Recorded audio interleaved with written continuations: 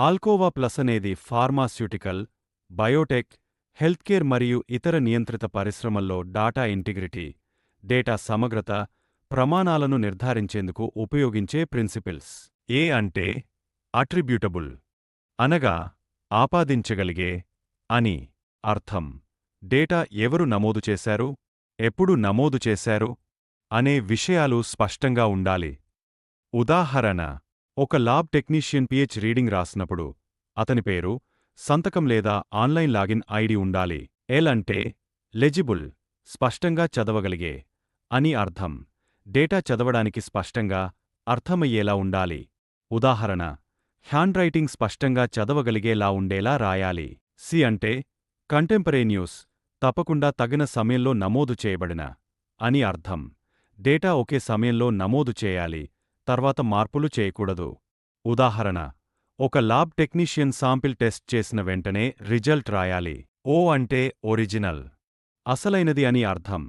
Data అసలైనదిగా ఉండాలి, accountability ఉండాలి. ఉదాహరణకు, అసలు record internal lab manufacturing system లేదా ల్యాబ్ నోట్బుక్లో ఉండాలి. ఏ అంటే అక్యురేట్, ఖచ్చితమైన, తప్పులు లేకుండా అని అర్థం. డేటా తప్పులు లేకుండా, నిజమైనది, పూర్తిగా ఉండాలి. ఉదాహరణకు, తప్పు చేస్తే మార్పులు క్రమంగా రికార్డ్ చేయాలి, ఒరిజినల్ డేటాను తొలగించకూడదు. కంప్లీట్, పూర్తిగా ఉండే అని అర్థం. ఏదైనా ముఖ్యమైన డేటా లేకుండా పోకూడదు.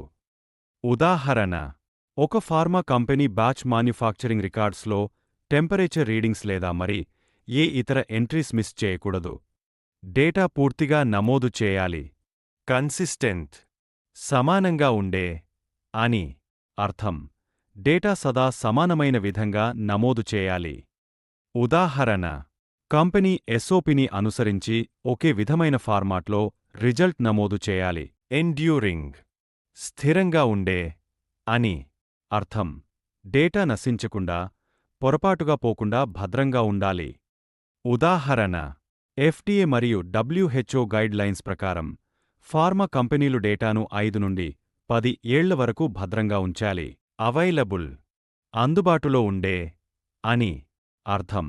డేటా ఎప్పుడు అవసరమైనా పరిశీలించడానికి అందుబాటులో ఉండాలి. ఉదాహరణ: ఎఫ్డీఏ మరియు ఇతర ఆడిట్ సమయంలో డేటా మరియు ఫైనల్ రిపోర్ట్స్ అందుబాటులో ఉండాలి. ఈ ప్రిన్సిపిల్స్ను పాటించడం ద్వారా ఫార్మా ఉత్పత్తుల నాణ్యత పెరుగుతుంది, చట్టపరమైన సమస్యలు తగ్గుతాయి మరియు కస్టమర్ ట్రస్ట్ అభివృద్ధి అవుతుంది.